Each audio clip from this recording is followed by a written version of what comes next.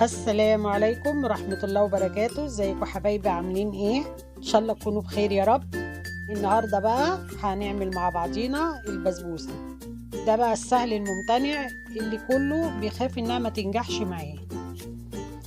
هنمشي على المقادير بتاعتنا ديت. عمرك ما هتشتكي من البسبوسة ولا عمرك هتقولي البسبوسة باظت معايا.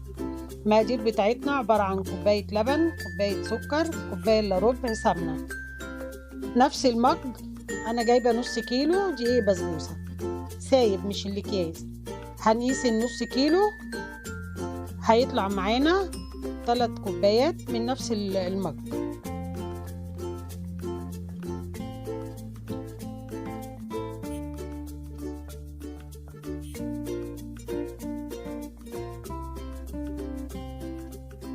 هنحط عليها ربع معلقه فانيليا وهنقلبها كويس.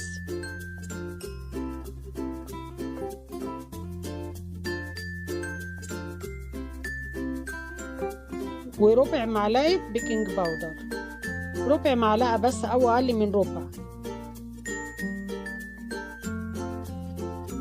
وهنقلب نخلط كل المواد الجافة مع بعضيها وهنركنها على جنب.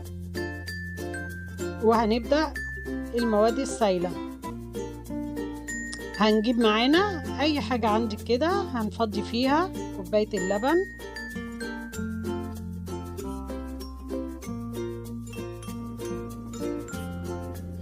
وهنضيف عليها كوباية السكر،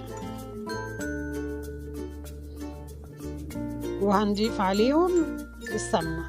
طبعا السمنة يا جماعة تكون نوع كويس، يعني تكون سمنة بلدي كده، بالذات الحلويات الشرقية بتحب السمنة البلدي. بتدي طبعا ريحة وبتدي طعم وبتدي ايه يعني نكهة كده للحلويات جميلة جدا. هنضيف عليهم معلقتين عسل نحل. اللي ما عندوش عسل نحل ممكن تحطي معلقتين من السيرم بتاع الكنافة التقيل. لو عندك حطي معلقتين، ما عندكيش عسل نحل خلاص مش ضروري يعني.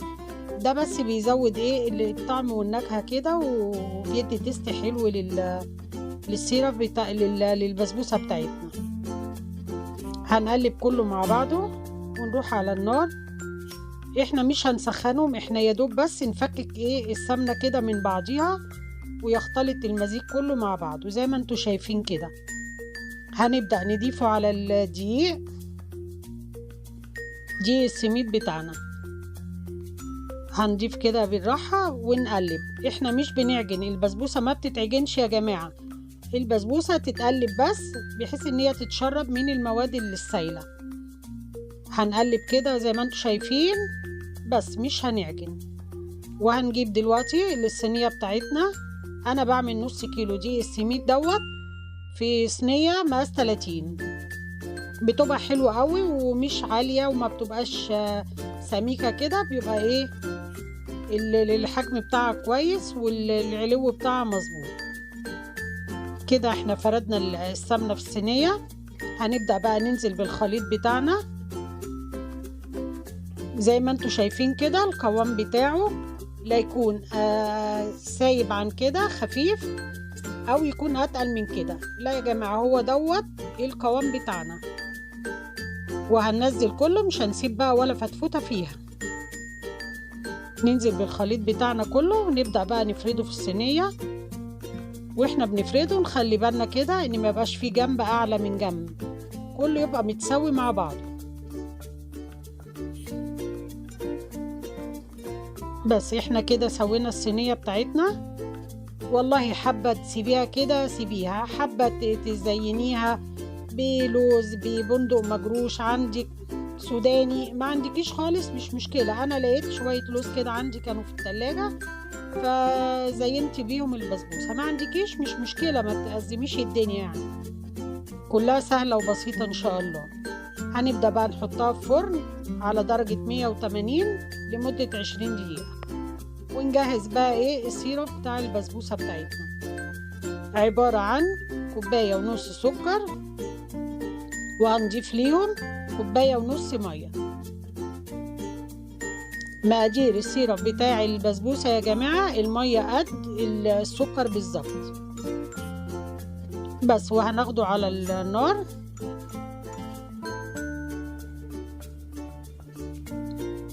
زي ما انتوا شايفين كده. مجرد ما يغلي هننزل عليه بنص ليمونة كبيرة او لو ليمونة صغيرة. انا كان عندي ليمونة صغيرة كده رحت عصراها كلها. لو عندك ليمون كبير هي نص ليمونة بس. وبعد ما نعصر الليمون هنقلب تقلبتين كده ونطفي عليه. السيرب بتاع البسبوسة ما بنستناش عليه لما يتقل، مجرد ما ياخد غلوتين خلاص بنطفي عليه كده. البسبوسة بتاعتنا طلعت من الفرن، شايفين لونها؟ هو ده اللون الايه الجميل بتاع البسبوسة زي بتاع المحلات. وادي السيرب بتاعنا سخن كده، البسبوسة سخنة والشربات بتاعنا سخن. هنبدأ ننزل على البسبوسة بتاعتنا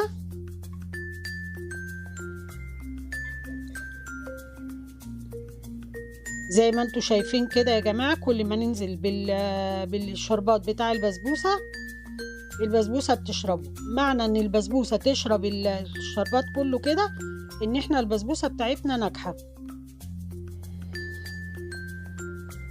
زي ما انتوا شايفين كده الشربات اللي انا نزلت بيه البسبوسة شربته كله. وزي ما انتوا شايفين كده القوام بتاعها بصوا طري ازاي.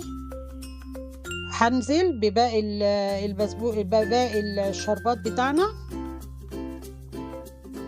هي كده عايزه لسه شربات تاني، فهنزل بباقي شويه الشربات الموجودين معانا بس. انا نزلت بالشربات كله كده. البسبوسه بقت تمام.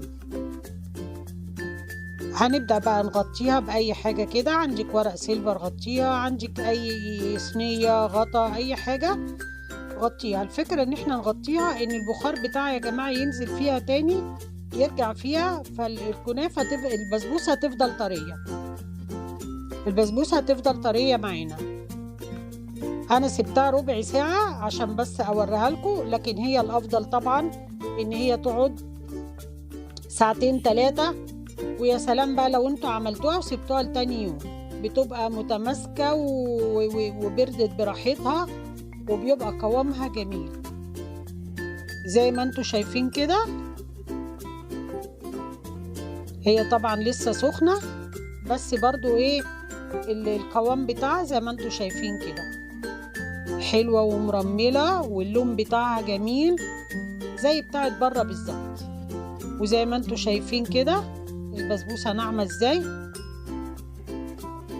لو التزمتوا بالمقادير والطريقة اللي انا ماشية بيها والله ما في يوم هتشتكوا من البسبوسة. بالعكس كل اللي هياكلها من ايديكم هيطلبها منكم مخصوص.